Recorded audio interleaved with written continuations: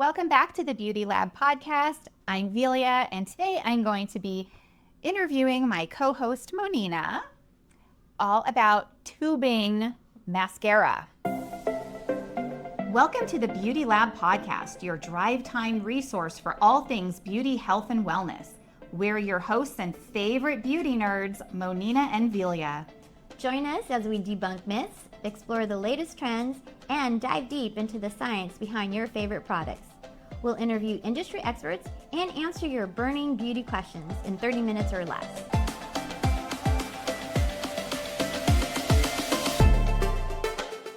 Okay, Monina, so what is tubing mascara?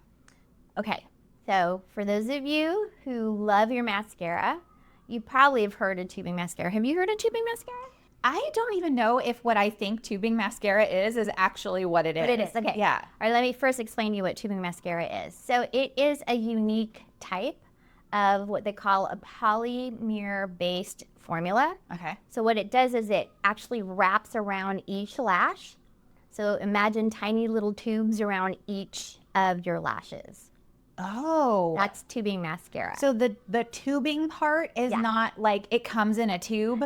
The tubing part is the way it wraps around your eyelash? Yes, it's a polymer-based formula. So it looks just like mascara, but as you're applying it, what it's doing is it's actually, instead of painting pigment on your lashes, you're creating little tubes that create like a 360-degree encasement of each lash.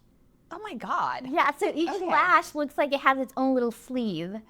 Yeah, it's very, very cool. It's a great technology. And because of the way it's applied, there's less smudging and flaking off. Okay. Yeah. All right. So then what are some of the benefits of using a tubing mascara versus like any other Traditional mascara, yeah. So like I said earlier, it's smudge proof, and even if you have like watery eyes or like me, you tend to get oily, that will kind of cause like that smudge effect on your eyes, and then you end up with like the raccoon eyes at the end of the day. Especially like if you're using a lengthening mascara, sometimes people put too much at the ends, and as you're blinking throughout the day, it starts to deposit and stain under the eyes. So one of the benefits is it's smudge proof, and so if you even have sensitive eyes and you tear up a lot, it's waterproof. Okay. Okay, and then of course, because they're little tubes, it's really, really easy to remove, which is one of the reasons why I was researching and got introduced to tubing, because my daughter, that's really all she wears is mascara.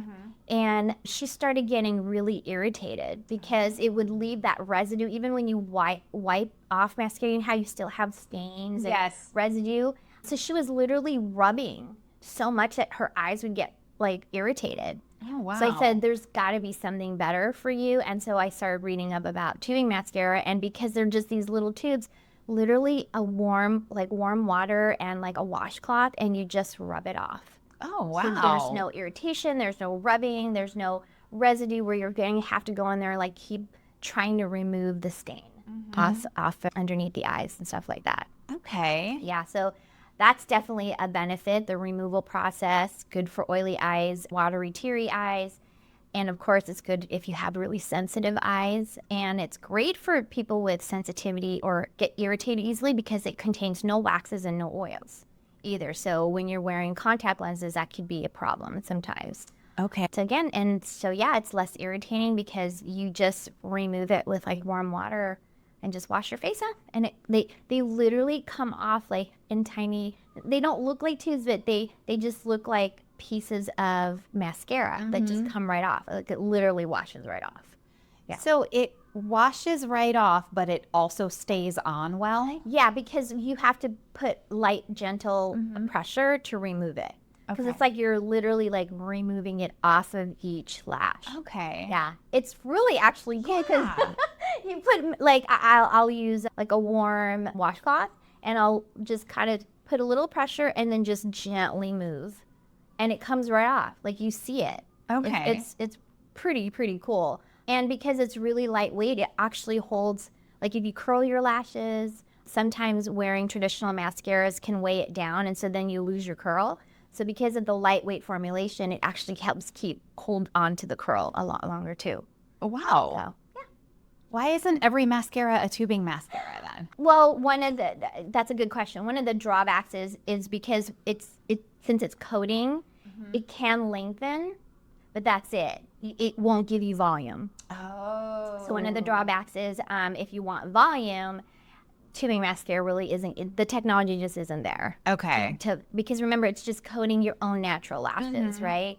And so you can only get so much volume, but it can lengthen. And the other drawback is you know how some mascaras have different colors, like you have purple and green and blues. With tubing mascara, it's just basically black or brown. Okay. So not too much of variety when it comes to the colors.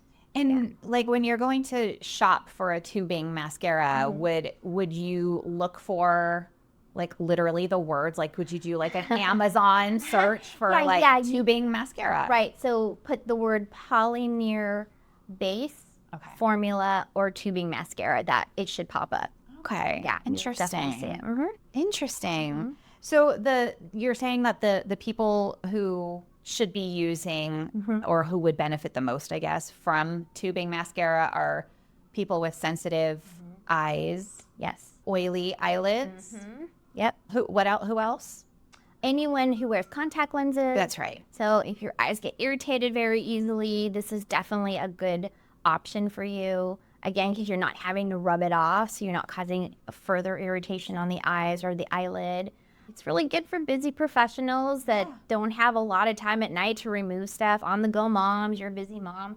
Last thing you want to do is spend too much time trying to remove all this stuff.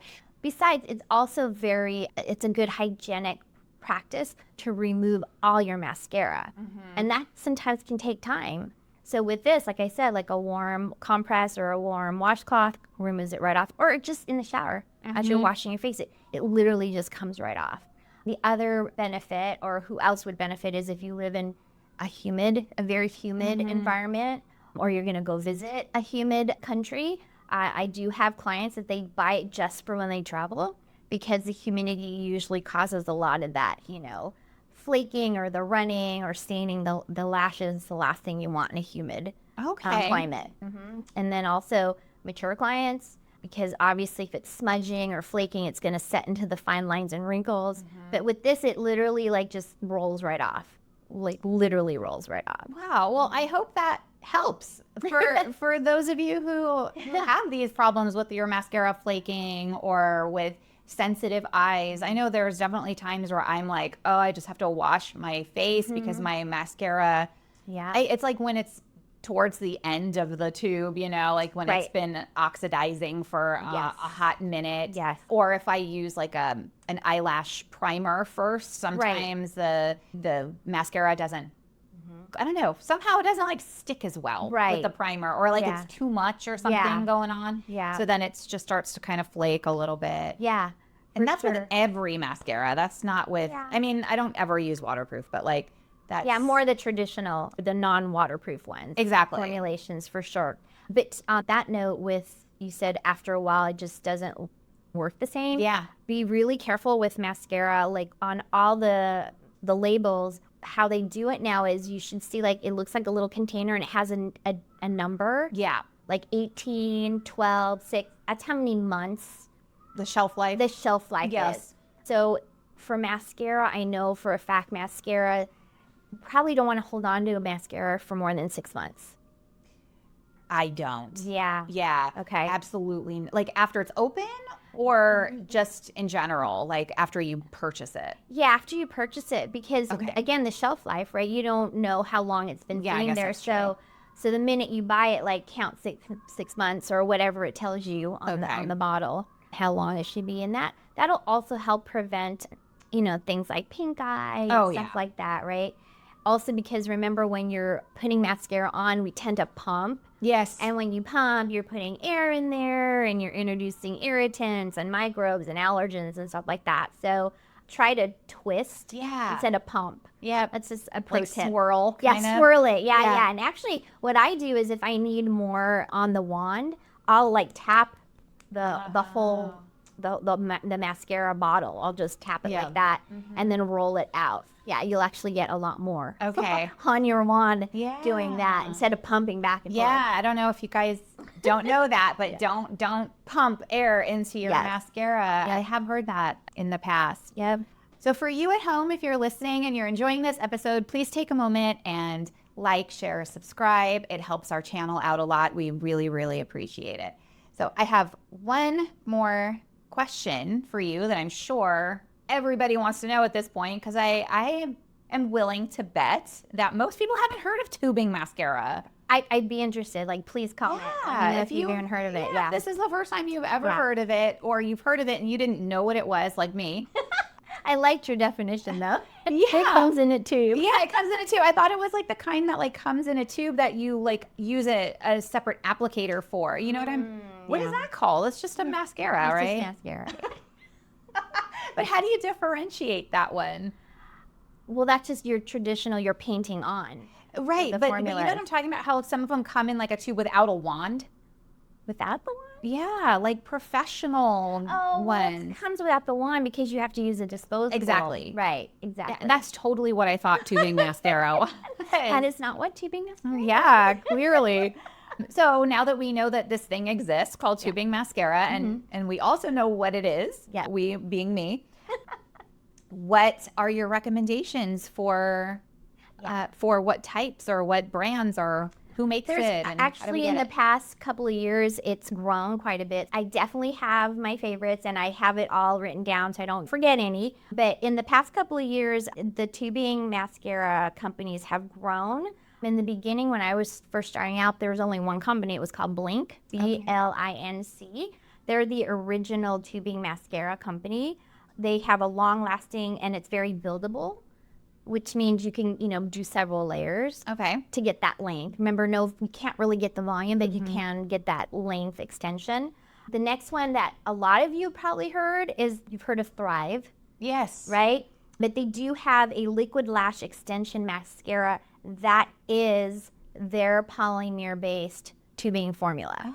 Oh. For Thrive Cosmetics, and it's definitely a cult favorite. Because I see it everywhere, and I know. I see it too, but I didn't know that it was a tubing mascara. Yes, that one's a tubing mascara. It gives a lot of length, a lot of definition. It's vegan and cruelty-free. So that's another reason why I think Thrive is such a popular one. The next one is Tarte Tubing Mascara. Oh my gosh. This one is known for their lash separation and zero clumps.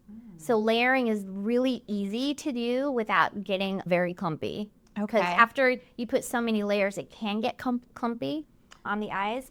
And then for those of you who want a drugstore option, L'Oreal Double Extend Beauty Tube Mascara is also a tubing mascara.